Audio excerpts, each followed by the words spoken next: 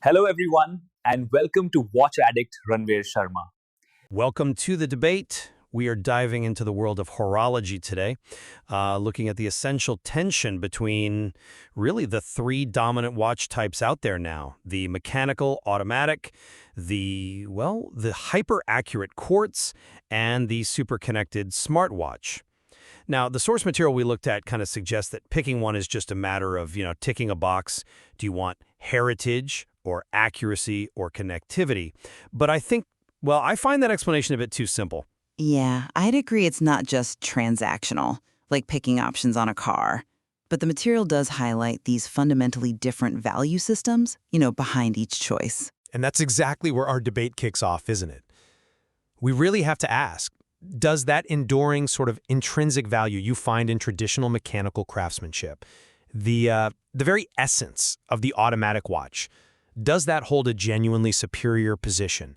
Especially when you weigh against the practical, functional value you get from modern precision and, utility, which is what you see in quartz and smartwatches. I'm going to argue for the mechanical heart. Okay. And I'll take the opposing view. Look, I absolutely appreciate the craft, the history, all of that. But I think the true value of a timekeeping device, especially now, today, it has to be judged mostly on how well it works. Accuracy, practical utility, how easy it is to maintain. So I'll be championing the superiority of modern execution. Right. So my position is, it's that the automatic watch really represents the highest form of horology. It just possesses this intrinsic value because it is fundamentally pure mechanical art. I mean, think about it.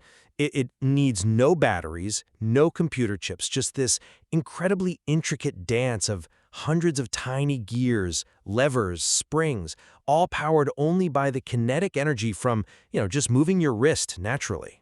It is an incredible feat of microengineering. I won't deny that for a second. But we also have to be honest about the cost of that artistry, right? What it results in is a device that, objectively speaking, just cannot keep time as accurately as let's say, a contemporary mass-produced $50 alternative. It's pretty much guaranteed to lose or gain seconds every single day. Okay, but that minor variance, and I'd argue it is minor in the grand scheme, is, I think, profoundly outweighed by the, let's call it, philosophical appeal this mechanism holds. It's like a miniaturized, almost living machine on your wrist. It connects the wearer not just to a piece of jewelry, but, to centuries of engineering tradition. And this appeals directly to the enthusiast, the person who values the how, maybe more than the what. For these people, the value proposition is, it's artistic, it's enduring, it sort of transcends the need for absolute split-second precision. I hear the argument for legacy, I do. But when the primary function, the whole point, is still telling time, then functional performance surely must govern how we define value. The market pretty much agreed with this back in the 1970s, didn't it? The introduction of quartz technology, running on a battery, using the near-perfect oscillations of a quartz crystal, that wasn't just some new product. It triggered the quartz crisis. It fundamentally challenged the entire Swiss watchmaking establishment. A pivotal moment, certainly. No question. Exactly. Quartz watches are kind of the definition of practical and accurate. They keep time to within seconds per month, okay, not per day. They're incredibly reliable and they're affordable. So for the vast majority of people who prioritize just simple precision and, frankly, low maintenance over the romance he mentioned, quartz is just the objectively superior option. And then when you move further along that tech curve to the smartwatch, you introduce this unparalleled utility. I'm talking deep health monitoring, connectivity, communication right on your wrist. It feels like the logical culmination of utility, making older timepieces seem, almost like quaint instruments in comparison. Okay, let's challenge those modern options right there, on the grounds of longevity versus what I'd probably call planned obsolescence. Because this is where that intrinsic value of the automatic watch really shines in contrast. An automatic timepiece isn't just intended to last for decades, it is fundamentally repairable, often across generations. It's an object that can genuinely become an heirloom. Right, but what's the practical reality of that endurance? I mean, that longevity hinges entirely on constant and often costly maintenance. We're talking about necessary servicing, taking it apart, cleaning, lubricating, every, 5 to 8 years? And that process frequently costs hundreds, sometimes well over $1,000, depending on the complexity of the movement. That's a pretty significant financial commitment for the average person, isn't it? It makes longevity feel like a rather, exclusive proposition. Frankly, terminal flaws of modern devices. A Quartz watch, sure, it's low maintenance, just needs a simple battery change every few years. Fair enough. But a smartwatch, its lifespan is inherently limited. Once that proprietary battery degrades to the point where it's unusable or the software dependencies change, which, let's be honest, they do every few years, the watch's useful life is basically over. You're focusing quite heavily on the end-of-life scenario there.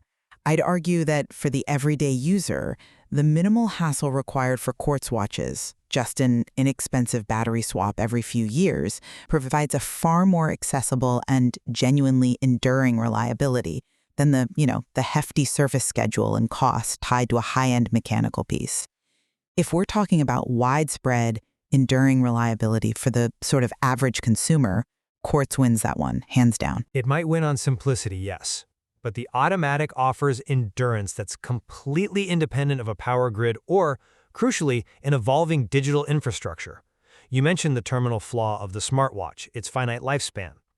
I'd suggest that any device built with what amounts to an expiry date, whether that's dictated by battery health or software compatibility, inherently limits its enduring value as an enduring object. It's a high-tech tool, absolutely, but maybe not a foundational timepiece in the same way. Okay, I think maybe you're confusing intrinsic value with just heirloom potential, perhaps? Let's shift focus slightly, back to the definition of functional value. If we agree, just for argument's sake, that the core function of a watch is to tell time, how do you really justify the mechanical movement's foundational failing, that daily inaccuracy? That's a fundamentally strong challenge, yes, and it does require us to sort of redefine the purpose, I suppose. I'm sorry, but I just don't fully buy that redefinition. If the primary function is timekeeping, then the staggering accuracy of even a basic quartz movement just renders the automatic's daily variance a pretty profound functional deficiency. It doesn't really matter how many intricate gears are spinning inside. If it fails at its primary task compared to its modern successors, it kind of loses the claim of being a superior instrument of precision, doesn't it? Why should we celebrate the difficulty of what is essentially an obsolete methodology for accuracy? We celebrate it because the purpose is fundamentally shifted. You could argue that the moment quartz arrived, the mechanical watch stopped being just a tool and became something else, an artistic accessory, maybe, a form of kinetic sculpture even. The value becomes philosophical. We value the sheer engineering challenge that results in the mechanism itself. That slight inaccuracy you point out, well, it's almost accepted as part of its charm. It feels, as you hinted, less sterile, less machine-like. It connects the wearer to the fallibility and the effort of human craft. So the value then is derived from the choice of imperfection, which is kind of a luxury, really, derived from the fact that we no longer need that specific type of perhaps less accurate timekeeping. In a sense, while the Quartz watch just measures it. They're on different missions entirely now. But okay, let's move our attention to the modern extreme, the smartwatch, because this really challenges the whole mission altogether, I think. Yeah, I appreciate that bridge, actually, because the smartwatch is arguably the most compelling case for functional superiority today. It doesn't just measure time. It measures, seemingly everything else that's relevant to the modern individual's life. You highlighted its utility, sure, but let's maybe drill down into what that utility actually involves and, crucially, what dependencies it creates. Well, the modern utility, it goes way beyond just getting notifications on your wrist. We're talking about really comprehensive health metrics, things like ECG monitoring, deep sleep cycle analysis, blood oxygen saturation, and that's coupled with integrated payment systems, immediate communication capabilities. The smartwatch isn't really a device you wear primarily for status. It's a device you wear to essentially manage your life and maximize efficiency. It seems designed to fulfill the most complex modern lifestyle needs. Its value is absolutely rooted in that instantaneous, multifaceted functionality. I absolutely appreciate the breadth of features. I do. But I have to challenge the feasibility and, maybe more importantly, the endurance of that utility. The most immediate constraint is, of course, the dependency on daily charging. I mean, a device that requires your attention every single day simply to keep functioning. That feels like a dependent technology, not really a foundational object you can rely on unconditionally. But millions, maybe billions of people accept that trade-off, don't they? They seem to view the charging as just necessary maintenance for carrying what amounts to a powerful computer on their wrist. It's seen as a small price to pay for the constant stream of data and connectivity it provides. It's not just the daily charging, though, is it? The utility of a smartwatch is inherently quite precarious because it rests entirely on these rapidly evolving and often proprietary software ecosystems. Think about the issue of software dependency and hardware compatibility. That sophisticated health tracking you mentioned relies completely on continuous vendor-controlled updates. And when the manufacturer decides, maybe after 3 or 4 years, that your watch no longer supports the latest OS or security patches, well, a significant chunk of its utility can be instantly stripped away. That is a valid limitation, yes. We definitely have to acknowledge that the smartwatch, by its very nature, is designed to be iteratively replaced. That's part of the model. I'd argue it's more than just iterative replacement. It feels closer to mandated replacement. It just cannot be considered a foundational timepiece in the same enduring category as mechanical or even, frankly, quartz watches. Because its effective useful life is predetermined not by mechanical integrity, but by software development cycles.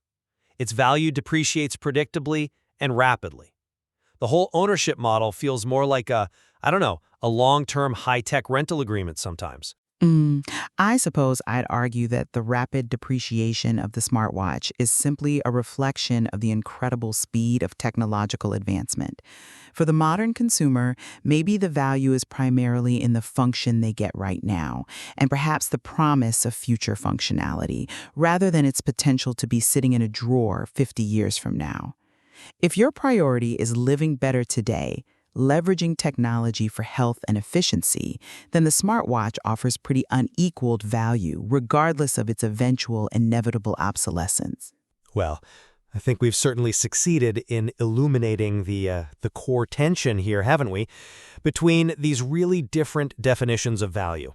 Despite, yes, their need for servicing and their lack of absolute atomic clock precision, the automatic watch clearly holds this unique and enduring appeal. It's centered on tradition, that intricate engineering, and, well, a palpable sense of mechanical life. And that emotional, that artisan value is just something no mass-produced electronic circuit can truly replicate. And I'd maintain that for the fundamental, practical purposes of telling time accurately, for simplicity of maintenance, and for immediate modern utility, Quartz and smartwatches just offer the superior product overall. They directly address the modern demands for precision and complex connectivity, making them, I think, the functionally superior and arguably most relevant choices for the world we live in today. Ultimately, the source material, I think, successfully identifies these competing philosophies, doesn't it? You've got the value placed on heritage and craftsmanship on one side, versus the value of accuracy and low maintenance on another. And then versus the value of connectivity and all those features on the third.